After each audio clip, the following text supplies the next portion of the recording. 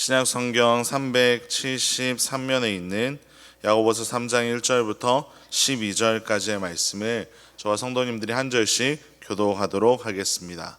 제가 먼저 읽습니다. 내 형제들아, 너희는 선생된 우리가 더 큰 심판을 받을 줄 알고 선생이 많이 되지 말라. 우리가 다 실수가 많으니 만일 말에 실수가 없는 자라면 곧 온전한 사람이라 능히 온몸도 굴레 씌우리라. 우리가 말들의 입에 재갈 물리는 것은 우리에게 순종하게 하려고 그 온 몸을 제어하는 것이라. 또 배를 보라. 그렇게 크고 광풍에 밀려가는 것들을 지극히 작은 키로서 사공의 뜻대로 운행하나니, 이와 같이 혀도 작은 지체로 돼 큰 것을 자랑하도다. 보라, 얼마나 작은 불이 얼마나 많은 나무를 태우는가. 불이요 불의의 세계라. 혀는 우리 지체 중에서 온 몸을 더럽히고 삶의 수레바퀴를 불사르나니 그 사르는 것이 지옥불에서 나느니라. 여러 종류의 짐승과 새와 벌레와 바다의 생물은 다 사람이 길들일 수 있고 길들여 왔거니와, 혀는 능히 길들일 사람이 없나니 쉬지 아니하는 악이요 죽이는 독이 가득한 것이라. 이것으로 우리가 주 아버지를 찬송하고 또 이것으로 하나님의 형상대로 지음을 받은 사람을 저주하나니, 한 입에서 찬송과 저주가 나오는도다. 내 형제들아, 이것이 마땅하지 아니하니라. 샘이 한 구멍으로 어찌 단물과 쓴물을 내겠느냐. 내 형제들아, 어찌 무화과 나무가 감람 열매를, 포도나무가 무화과를 맺겠느냐. 이와 같이 짠물이 단물을 내지 못하느니라. 아멘. 하나님께서 창조하신 모든 것이 참 놀랍고 신기하지만 그 중에서도 가장 걸작을 고르라면 바로 우리 사람을 고를 수 있습니다. 만들어지는 방법부터 특별했던 사람은 하나님께서 아주 특별한 사명까지 맡겨주셨습니다. 그리고 이렇게 특별한 우리의 모습 중에서 가장 특별한 것 하나를 고르라면 바로 언어를 고를 수 있습니다. 물론 동물과 곤충도 의사소통을 합니다. 하지만 사람들의 언어는 훨씬 더 많은 것을 표현하고 구체적이고 정확하게 표현하기 때문에 이것이 아주 특별하다고 이야기할 수 있습니다. 그런데 이렇게 특별하게 우리에게 허락된 언어를 사람들은 과연 어떻게 사용하고 있을까요? 어떤 사람은 이 언어를 가지고 사람을 살려주기도 하고, 어떤 사람은 이 말을 가지고 사람을 무너뜨리거나 또 심지어 죽이기까지 합니다. 그래서 오늘 본문은 우리에게 이러한 언어를 어떻게 사용하는 것이 옳은가에 대해서 이야기해 주고 있습니다. 먼저 1절과 2절을 보시면 이 말이라는 것이 얼마나 무서운 것인지를 이야기하는데요. 이 선생이 된 사람은 자연스럽게 말을 많이 할 수밖에 없습니다. 그러다 보니 실수도 자연히 많아지게 됩니다. 그리고 그러한 말로 인해서 다른 사람이 실족하게 된다면 그에 대한 책임, 그에 대한 징계를 받게 됩니다. 그래서 말을 많이 하는 선생이 되지 말라고 권하고 있습니다. 또 3절부터는 말의 능력에 대해서 이야기하는데요. 야생마를 길들이기 위해 입에 재갈을 물리는 것, 또 커다란 배를 컨트롤하기 위한 작은 키처럼 혀는 우리의 몸 중에서는 아주 작은 부분이지만 그 위력은 그 크기에 제한이 되지 않습니다. 5절에 작은 불이 많은 나무를 태운다고 이야기한 것처럼 그 위력을 무시할 수 없습니다.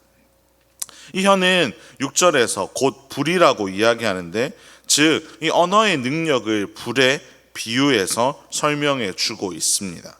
불을 잘 사용하면 따뜻하게 해주고 또 음식을 조리할 수 있게 해주고 어두운 곳을 밝혀주는 아주 긍정적인 면을 많이 가지고 있습니다.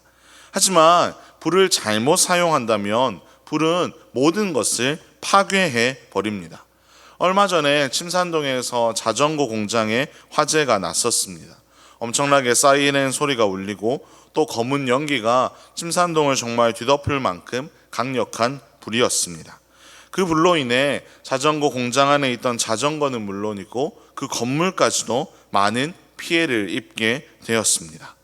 이처럼 혀는 아주 작지만 잘 사용하지 못하면 몸을 더럽히고 삶의 수레바퀴를 불사르는 아주 끔찍한 것이라고 이야기하고 있습니다.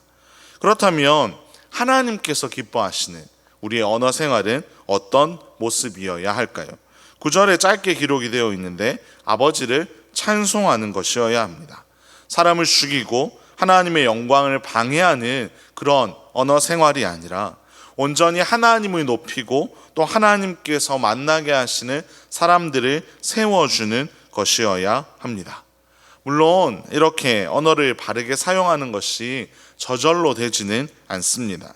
8절에 능히 이 혀를 길들일 사람이 없다고 이야기한 것처럼 우리가 이 축복받은 이 언어를 바르게 사용하는 것은 그냥 이루어지는 것이 아닙니다. 우리의 힘으로는 결코 감당할 수 없고 우리의 의지만으로는 결코 해낼 수 없습니다. 하지만 우리는 오직 하나님의 은혜와 하나님의 긍휼과 하나님의 도우심으로 우리의 혀를 길들일 수 있습니다.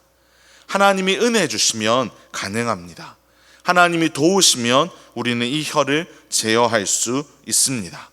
우리를 도우시는 이 성령님께서 우리 안에 거하시면 우리가 그 인도하심을 따라 살아가면 우리는 우리의 언어를 가지고 많은 이들을 살리고 하나님을 높일 수 있습니다. 사랑하는 성도 여러분, 하나님께서 특별하게 만드신 우리는 하나님이 특별하게 허락하신 이 언어를 바르게 사용해야 합니다. 길들이기 어렵다고 해서 쉬이 포기하는 것이 아니라 그럼에도 불구하고 하나님의 은혜 아래서 우리의 언어 생활을 지혜롭게 하여 하나님을 바르게 높이고 하나님의 형상을 따라 지음받은 이들을 바르게 세워주는 인생이 되어야 할 것입니다.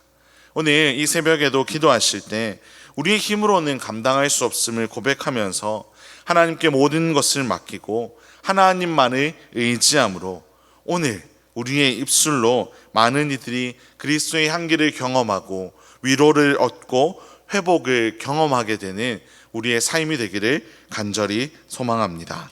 함께 기도하겠습니다.